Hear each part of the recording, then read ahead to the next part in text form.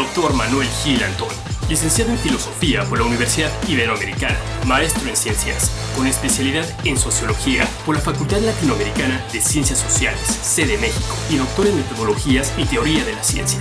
Se desempeñó como catedrático en la Universidad Autónoma Metropolitana, en las unidades Azcapotzalco e Iztapalapa. Actualmente forma parte del Centro de Estudios Sociológicos del Colegio de México. Es integrante del Seminario de Educación Superior de la Universidad Nacional Autónoma de México y la red de investigadores sobre académicos, coordinado por el Dr. Jesús Francisco Galas Fontes, reconocida como Red de ANUES. Cuenta con el nivel 3 del Sistema Nacional de Investigadores. Es director académico de Educación Futura, primer portal periodístico sobre la educación en México. Señoras y señores, con ustedes, el Dr. Manuel Gil Antón, en su conferencia La Reforma Educativa en México, Desarrollo, Balance y Perspectiva.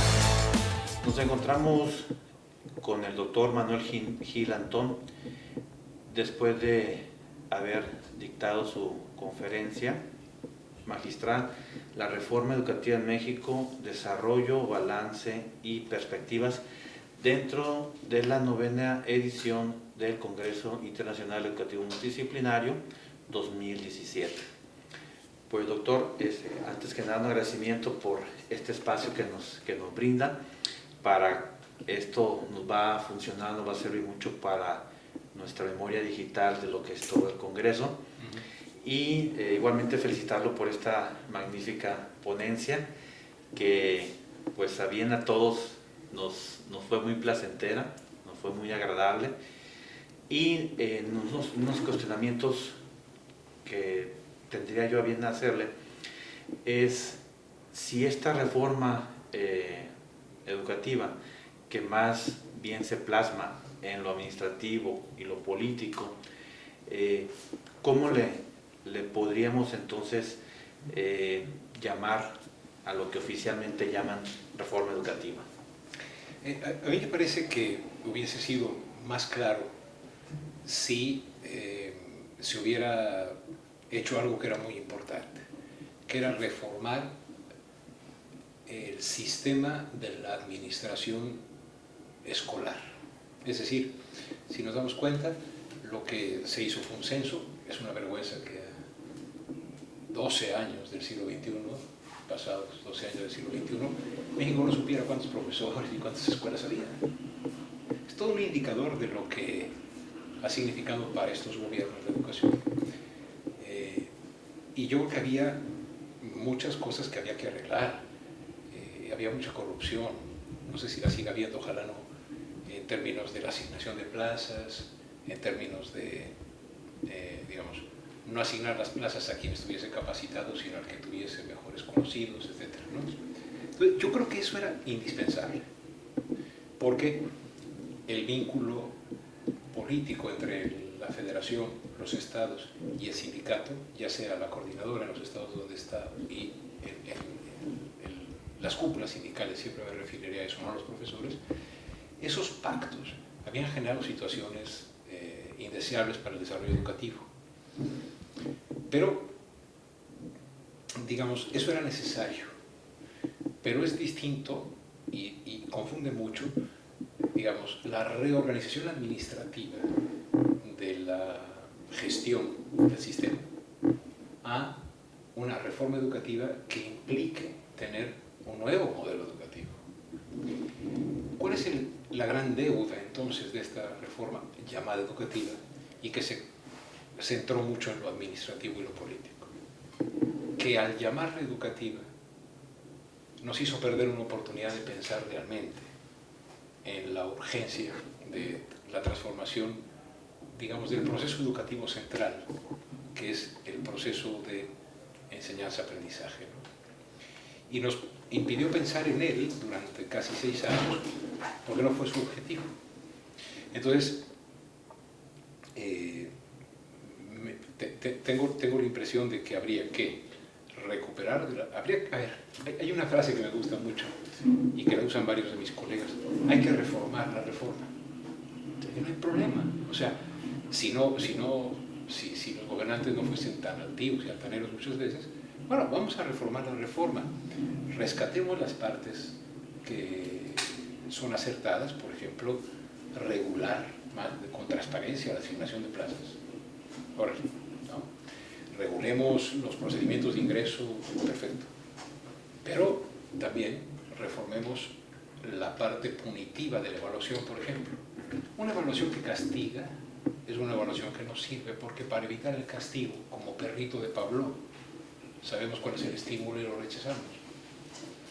No, una evaluación que ayude a la transformación en la clase.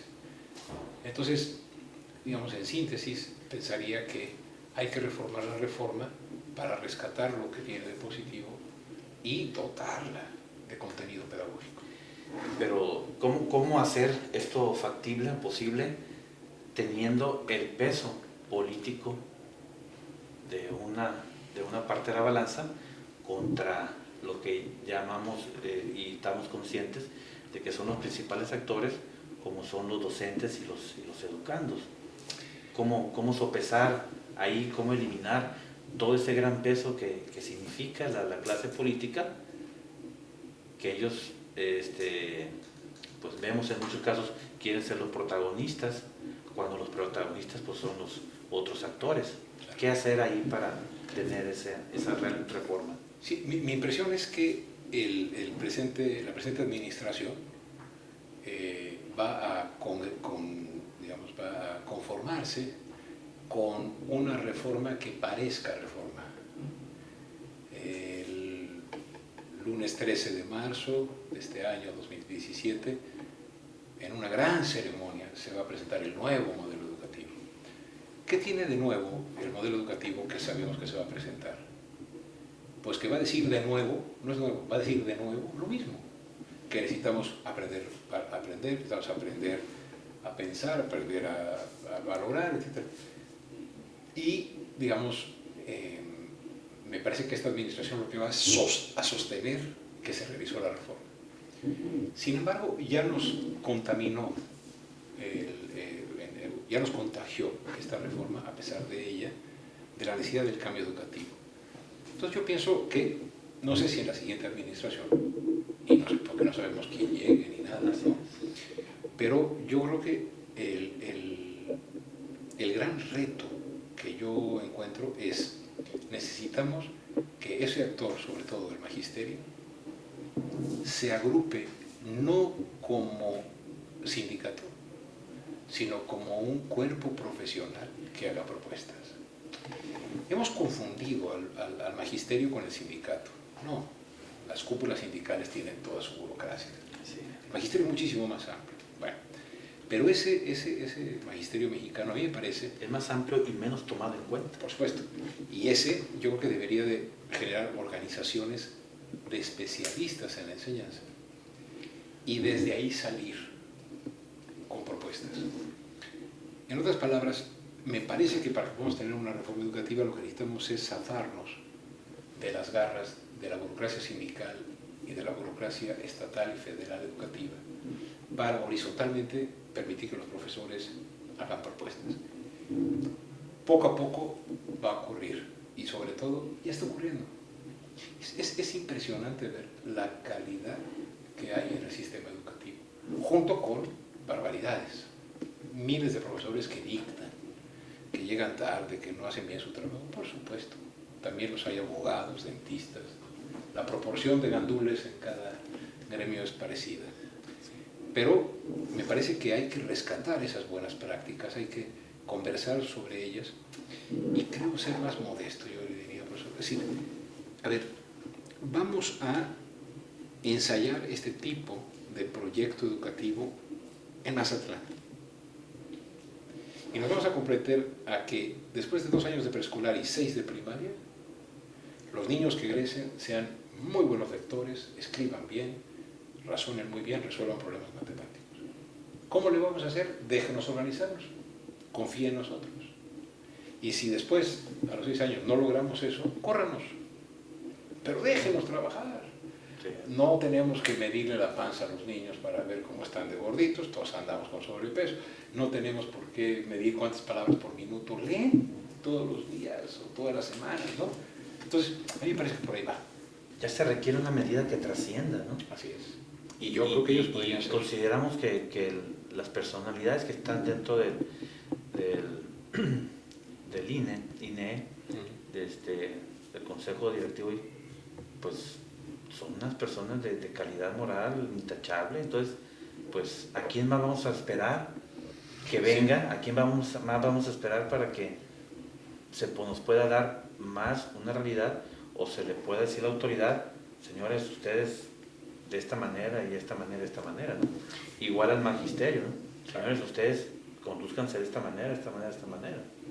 Sí, yo creo que a ver, creo yo que el INE nos ha quedado de ver. Indiscutible. Pero no es tarde, o sea, a ver, yo suelo ser optimista, porque la situación está bastante mala como para todavía estar triste. Entonces, a ver, yo creo que el Instituto Nacional para la Promoción de la Educación puede hacer esto que hemos platicado, llamar a la cordura. Decir que si lo que se trata es de mejorar la educación, no se va a lograr a través de una evaluación punitiva, sino de una evaluación inteligente que mejore lo que sucede en las aulas. Y que la revisión del cumplimiento, separemos algo, la evaluación es para mejorar. Y en última instancia, si la evaluación que hacemos nos muestra que hay una persona que tiene serias limitaciones pues hay que trabajar con ella o llegar a un acuerdo con él. Hay que dividir la evaluación del proceso pedagógico de la revisión del cumplimiento del trabajo. En cualquier empresa, a usted, a mí, a cualquiera, si faltamos 3 días seguidos nos echan. No hay necesidad de hacer una reforma, ya está en la ley. Si faltamos el respeto a un estudiante, o si faltamos el respeto a un compañero, nos echan. O sea, distinguir lo laboral de lo académico. Y en lo académico, sí, la gran bronca es que han usado la evaluación para tratar de resolver lo laboral, por no tener capacidad o decisión de enfrentar lo laboral. Pero claro, si se enfrentaban a lo laboral, se enfrentaban con sí mismos. Por eso vendieron la idea de que era el sindicato el malo, sin ser ellos cómplices. Entonces, a mí me parece que el INE, ¿saben qué? A ver, distingamos de evaluación hacia lo pedagógico y dejemos a la SEP que actúe como patrón laboral. Y ya. De acuerdo. En este caso, para su consideración, nuestra educación en el país, se mencionaba usted, igual estamos muy regidos por mediciones, de evaluaciones principalmente, y comparaciones con otros países que pues en nada igualamos nuestros niveles económicos contra otros países para también evaluar la educación. Está un término muy distante, digamos como el caso que usted puso, ¿no? Que todo el tiempo nos comparan con Noruega, Finlandia, Corea. Ok, entonces unas economías que nada tienen que ver con la economía mexicana. Entonces, por ende, todo su aparato interno es muy distinto a nuestro aparato interno, que ahí está demostrado, ¿no? Entonces, en este caso, nuestra educación, podemos decir que todavía tiene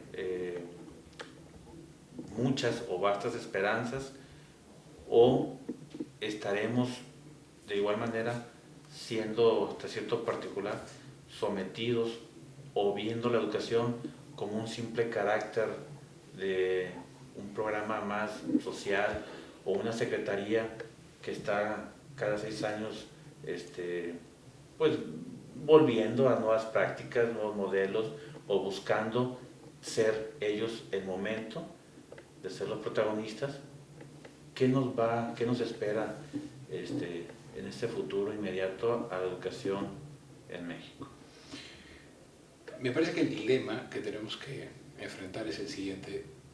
La educación orientada a las evaluaciones adelgaza y hace anoréxico el proyecto educativo.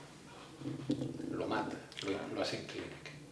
Entonces, un proyecto educativo que esté orientado para sacar las evaluaciones es sumamente pobre en comparación con un proyecto educativo que esté orientado a la generación de ciudadanos.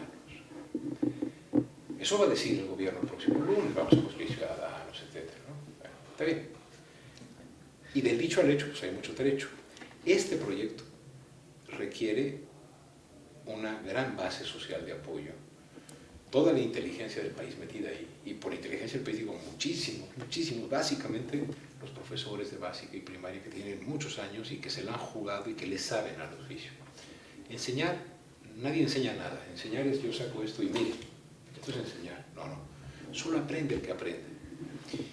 Y entonces el trabajo de los profesores es generar ambientes de aprendizaje en que el chavo o la chica diga, ya lo entendí. Bueno, un proyecto hacia este lado es un proyecto complejo. El proyecto hacia las evaluaciones es más sencillo. Y mundialmente nos están midiendo con los resultados de la UDE. Debemos empezar a medirnos con un proyecto de país. Y con ese proyecto de país, la medición no pasa por lo que es medible, sino por lo que es valioso. ¿Cómo observamos lo que es valioso y no nos conformamos con lo que es medible? Yo creo que lo peor que podemos hacer es orientarnos por las evaluaciones. Muy bien, doctor. Pues de mi parte es todo. ¿Algo que nos guste agregar? Muchísimas gracias. Yo estoy muy agradecido porque, digamos, por ejemplo, no sabía, y no me da ninguna pena decirlo, la existencia de una institución como Valladolid que tuviera esta vocación. No es una vocación de lucro, es una vocación de atención a personas a las que les sea accesible una educación como la que ofrecen. Me da mucho gusto haber estado, y cada vez me da más gusto ver que hay mucha más gente involucrada en pensar cómo hacemos una reforma educativa. No está mal. Es decir, empezamos a perder la idea de que tiene que venir un redentor a decirnos por dónde, a decir es asunto nuestro, es asunto de esta conversación, es asunto de trabajar y aprender de lo que nos puede enseñar quien nos está ahora filmando. Sí. Es cosa de abrirnos a que el aprendizaje es una cuestión muchísimo más compleja, pero al mismo tiempo muchísimo más agradable y posible de la que hemos pensado. Muchísimas gracias. Al contrario, muchas gracias. Buena estancia en nuestro plan. Gracias.